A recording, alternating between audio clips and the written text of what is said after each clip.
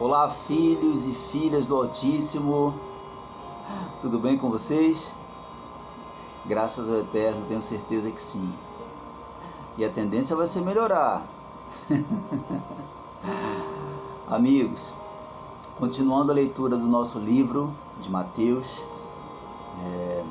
hoje leremos o 12. Adianto para vocês que não tenho condições de ler todo o 12, então vou ler até uma certa parte e aí depois a gente continua, porque tem coisas muito importantes nesse livro e eu não gostaria de passar sem falar. Já tive de passar por muitas coisas nesses outros capítulos, que nós lemos, mas esse eu vou dividir então em 2 vídeos, ok? Só relembrando, anteriormente no 11 vimos João, o arauto de Jesus: ai dos povos incrédulos, e vinde a Cristo os cansados, os quais eu me incluo. E aí hoje então veremos o Senhor do sábado. Jesus cura no sábado: eis meu servo amado. Ok? Vamos começar? Que o Espírito do Eterno conduza essa leitura, que Ele fale aos nossos corações, abra o nosso entendimento e que essa palavra nos transforme e que Ele nos dê o direcionamento que a gente precisa para entender a sua palavra, porque por nós mesmos não conseguimos. Vamos começar? O Senhor do sábado. Naquela época, Jesus passou pelas lavouras de cereal. Em dia de sábado, seus discípulos estavam com fome e começaram a colher espigas e a comê-las. 2. Assim que os fariseus viram aquilo, disseram-lhe: vê, teus discípulos estão fazendo o que não é lícito em dia de sábado. Mas Jesus lhes respondeu: não lestes o que fez Davi quando ele e seus companheiros estavam com fome? 4. Como entrou na casa de Deus e comeram os pães da presença, os quais a lei não lhes permitia comer? Nem a ele, nem aos que com ele estavam, mas exclusivamente aos sacerdotes? Ou não lestes na lei que aos sábados os sacerdotes no templo violam o sábado e contudo são desculpados? 6. Pois eu vos afirmo que aqui está quem é maior do que o templo, O ser humano, ele é maior que o templo. Entretanto, o Senhor Jesus fala para os fariseus, entretanto, se vós soubesses o que significam estas palavras, misericórdia quero e não holocaustos, não terias condenado os que não têm culpa. Bom, pessoal, essa citação aqui, mais uma, do Senhor Jesus, citando o Antigo Testamento, a lei, está em Oséias 6:6. Se você for lá em Oséias 6:6, você lerá que o que ele deseja é o nosso amor, e não sacrifícios, que tenhamos entendimento quanto à pessoa de Deus, mais que ofertas e holocaustos. O Senhor Jesus citou Oséias 6:6 e é exatamente isso que diz, que o Senhor quer misericórdia e não holocaustos, nem sacrifícios. O que Ele mais quer é o amor, dos seus filhos. Bom, pessoal, muito interessante isso, mas vamos fechar essa primeira parte com 8. Pois o Filho do Homem é o Senhor do sábado, o Senhor Jesus falando, O Filho do Homem é o Senhor do sábado. A mais bonita história de amor foi escrita pelo Eterno. escrita e vivida, né? Escrita e vivida pelo Filho do Altíssimo. Um breve histórico sobre sacrifícios e holocaustos, né? Breve histórico, para a gente entender um pouco mais o significado do sacrifício do Senhor Jesus. Adão e Eva pecaram, certo? Aí eles se sentem nus, fazem roupas de folhas, né? de plantas, né? Que elas se escondem do Senhor. O Senhor, que costumava ir ali todo final da tarde procurar falar com eles, vai lá, eles estão escondidos. O Senhor já sabia o que estava acontecendo, mas pergunta, né, a fim de dar continuidade a essa comunicação com o homem. E eles se sentem mal, né, por estarem daquele jeito e fazem essas roupas. O pai, demonstrando seu amor, faz o quê? Roupas de peles, né? Vestes de peles para eles. Então a gente já vê o que?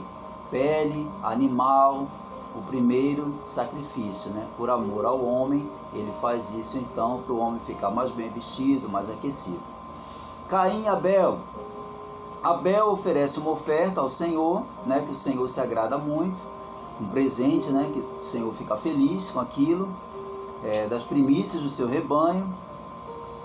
E o que gera inveja no seu irmão, Caim, né? E aí acontece o que? O primeiro homicídio, Caim mata Abel. Sacrifícios, um comportamento, né? Reproduzido por Noé, por Abraão. Falando em Abraão, ele quase sacrificou o seu filho Isaque, né? A palavra fala que ele ficou ali uns 3 dias caminhando até o lugar que ele iria sacrificar Isaque. Isaque, seu filho, pergunta, né, pai, cadê, né, o sacrifício e tal? E aí ele fala que o Senhor proverá, aquela coisa toda. Imagina como ele ficou, né, o coração dele. Mas o pai da fé, né, Abraão, vai e quando está tudo, ele chega lá. E quando está tudo pronto para ele sacrificar o seu filho, ouve a voz, né? Ele ouve a voz do Senhor e o Senhor não permite então que ele sacrifique o seu filho. Manda ele olhar e já está lá pronto o animal que ele deveria sacrificar. E o Senhor não aceita o sacrifício de Abraão, né? Que era o seu filho. Mas ele sacrificou o dele. Percebe que o Filho do Homem é maior do que todas as coisas, e o porquê que ele é maior do que todas as coisas, como ele próprio fala. Foi só um breve histórico para a gente entender mais um pouco sobre sacrifícios e holocaustos. E como tudo começou, né? Por que da necessidade Por que tem esse costume, né, de sacrifício? Mas vamos lá. Jesus cura no sábado. 9. Tendo Jesus saído daquele lugar, foi para a sinagoga deles. Encontrava-se ali um homem que tinha uma das mãos atrofiada. Mas, procurando um motivo para acusar Jesus, eles o questionaram. Eles questionaram, é lícito curar no sábado? Ao que Jesus lhe propôs, qual de vós será o homem que, tendo uma ovelha e no sábado esta cair em um buraco, não fará todo o esforço para retirá-la de lá? Assim sendo, quanto mais vale uma pessoa do que uma ovelha? Por isso é lícito fazer o bem no sábado. Então dirigiu-se ao homem e disse, estende a tua mão. Ele a estendeu e ela foi restaurada, ficando sã como a outra. 14. Diante disso, saíram os fariseus e começaram, a conspirar sobre como poderiam matar o Senhor Jesus. Duas situações aqui, no sábado. Lembrando, guardar o sábado, um dos 10 mandamentos, o Senhor disse que veio cumprir a lei. Por tudo que estou vendo, eu percebo que ele disse no sentido de completar, executar, pois ele mesmo falou sobre a nova aliança que se baseia na graça e na vontade soberana do Altíssimo. e não no legalismo religioso, porque se fosse assim não teríamos condições de sermos salvos. A gente não tem condições de ser salvos, é pela graça. E nessa questão de sábado, não vou nem entrar na questão de lei cerimonial, lei moral, que a lei cerimonial foi abolida, mas a moral não foi, porque tem situações aí da lei moral que eu não vejo sendo tão seguida assim, levada à risca. Mas eu não quero entrar, e quem sou eu para entrar nesses detalhes? A minha tarefa aqui é ler e falar o que estou entendendo, o que o Senhor está permitindo eu ver, e sabendo que absolutamente não sei quase nada e não sou dono de verdades e da razão. Eu sempre falo que a gente, como se a gente estivesse num ônibus, sentados e olhando, pela janela, e dependendo da posição que você está, a paisagem, além de ser a mesma, uns enxergam uma coisa, outros enxergam outra, mas estou vindo para falar o meu ponto de vista, né? E o ponto de vista é o quê? É isso que eu estou falando para vocês. E aí eu faço, nesse contexto de sábado, eu faço duas perguntas, né? Porque eu tenho esses dois questionamentos. Como seria o mundo, vamos imaginar, como seria o mundo se todos nós guardássemos o sábado? Se houvesse aquela preocupação de dispensar empregos ou conseguir empregos, somente se eu souber que no sábado será respeitada essa minha fé, de que eu não vou guardar o sábado e tal. Eu fico imaginando até nas Forças Armadas, na polícia, e enfim, em tantos lugares, em tantas situações, no mundo de hoje, como seria se todos guardassem o sábado? E quem guarda o sábado? Eu fico imaginando, será que consegue no mundo de hoje fazer isso de forma coerente? Falo isso por quê? Porque lá em Êxodo 35, 2:3, lá em Êxodo 35, 2:3, olha o que diz: durante 6 dias será feito todo o trabalho, mas o 7º dia será para vós um dia santo, um dia de repouso completo, consagrado ao Senhor. Todo aquele que trabalhar nesse dia será punido com a morte. Os mandamentos, está infringindo o mandamento, é pecado, lei da morte. 3. No dia de Shabá, sábado, não acendereis fogo em nenhuma de vossas casas. Não acendereis fogo em nenhuma de vossas casas. Aí veio o entendimento de que os judeus, eles andavam muito para conseguir lenha, estavam no deserto e tal, por isso que no sábado eles não podiam acender o fogo. Mas hoje em dia tem pessoas que moram em região fria, então por aí que abriu-se uma exceção. Ora, lei, eu entendo que lei é lei, tem que ser levada à risca, como está escrito, E aí a gente não acende fogão, não acende fogo, quem não tem micro-ondas, E será que é coerente eu me servir do trabalho dos outros? É pecado, é errado não guardar o sábado, é uma infração da lei, E a internet? Acesso à internet? Energia, usa energia para ventilador e tal. Então, é coerente a gente usufruir daquilo que o nosso irmão está fazendo de errado? São perguntas, são dúvidas minhas. Colossenses 2, vamos dar uma passada lá rápida em Colossenses 2, nesse contexto. Olha o que diz Colossenses 2, apóstolo Paulo: portanto, ninguém tem o direito de vos julgar pelo que comeis, ou pelo que bebeis, ou ainda com relação a alguma festa religiosa, celebração das luas novas ou dos dias de sábado. Esses rituais, muita atenção, por favor, não perca sua atenção aí. Esses rituais são apenas sombra do que haveria de vir. A realidade, todavia, encontra-se em Cristo. A lei é uma sombra. A realidade apontava para o Senhor Jesus, né? Por isso que ele veio cumprir a lei. Ele não veio revogar, ele veio cumprir, né? Mas esses rituais são apenas sombra do que haveria de vir. O apóstolo Paulo fala isso. A realidade, todavia, encontra-se em Cristo. 18 e último desse Colossenses aqui. Não aceiteis que alguém seja árbitro contra vós, fingindo humildade ou culto a anjos, fundamentando-se em visões, ostentando a inútil arrogância do seu conhecimento carnal. Aqui estava explícito o apóstolo Paulo também condenando, criticando o legalismo religioso. A lei do reino, a lei do amor. Vamos ver o que fala Tiago. Tiago 2, 8 a 13. Olha a lei, olha a lei da nova aliança.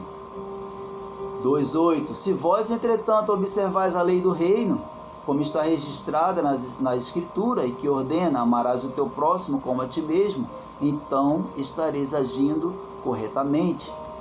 Se, todavia, tratais as pessoas com parcialidade, estarás incorrendo em pecado e sereis condenado pela lei como transgressores. Porquanto quem obedece a toda a lei, mas tropeça com apenas uma de suas ordenanças, torna-se culpado de quebrá-la integralmente. Se quiser entender um pouco mais sobre isso, leia com mais calma Tiago 2, 10, né? Tiago 2, 8, 9, agora o 11.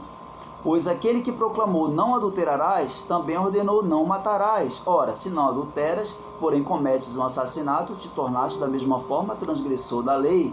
Falai e procedei com todos, como quem haverá de ser julgado pela lei da liberdade. Pois será exercido um juízo sem misericórdia sobre quem também não usou de compaixão. A graça triunfa sobre o juízo. Haverá um julgamento, todos prestarão conta, ninguém, absolutamente ninguém, terá condições de se salvar pelas suas obras, porque é pela graça, é o favor imerecido. Espero ter contribuído de alguma forma para o entendimento sobre isso, mas ore ao Espírito do Eterno, para conduzir a sua fé, a sua mente, seu coração. Mas o que eu vejo até agora, que tem sido bastante coerente, é o Senhor combatendo esse legalismo religioso. Então, começaram a conspirar contra a vida, né, do Senhor Jesus. Vamos continuar nossa leitura. Peço perdão aí por tremer a tela. Continuando, 15. Eis meu servo amado. Mas Jesus, sabendo disso, né, que estavam conspirando, afastou-se daquele lugar. Uma multidão o seguiu e a todos ele curou. 16. Contudo, os advertiu para que não divulgassem as suas obras. Prudência, discrição. Esse era o Senhor Jesus e esse também tem de ser os seus seguidores. 17. Ao acontecer isso, cumpriu-se que fora dito pelo profeta Isaías. Se você for lá, Isaías 42, você vai ver exatamente isso que eu vou ler. Os 4 últimos versículos desta leitura estão lá, são citações do Senhor Jesus, porque ele veio cumprir a lei, e ele cita a todo momento os profetas, e isso está em Isaías 42, que diz: Eis o meu servo, que escolhi, o meu amado, em quem tenho alegria, farei repousar sobre ele o meu espírito, e ele anunciará justiça às nações. 19. Não contenderá, nem gritará, nem se ouvirá nas ruas a sua voz. Isso é maravilhoso, eu amo esse versículo, porque eu vejo, aliás, eu amo ver todos os versículos falando sobre o Senhor Jesus, porque eu tento imaginar a personalidade dele, né, e o comportamento, né, as atitudes, enfim. E eu acho muito coerente pessoas que se parecem, né, cada vez mais com ele. É claro que não chegaremos a tanto, mas eu acho que um discípulo e um seguidor tem que ter o máximo possível de características do Senhor Jesus. E uma das profecias, dos sinais que Isaías recebeu, era que ele não contenderia, não gritaria, nem se ouviria na rua a sua voz. 20, não esmagará a cana rachada, nem apagará o pavio que fumega, até que faça vencer a justiça. O Messias, então, terá atitudes muito especiais com a forma de lidar com as pessoas. Duas situações aqui, cana rachada e pavio que fumega. Cana rachada, passando a ideia de que o Senhor teria misericórdia, misericórdia, e acudiria às pessoas que estavam sofrendo, precisando de ajuda, precisando de perdão. E pavio que fumega, um pavio que está quase se apagando, uma chama bem fraquinha. Ele trataria os mais fracos com justiça. Duas singelas comparações, sobre misericórdia e graça, bondade, misericórdia, do Messias sobre a vida dos pecadores arrependidos e dos mais fracos e desprezados da sociedade. Amigos, e esse 21, e em seu nome os gentios colocarão sua esperança. A esperança da salvação, da perfeição, da paz, verdadeira, da leveza de uma vida simples, está nele, no Filho do Altíssimo. Para terminar, quero ler com vocês, para terminar, essa parte aqui do 11.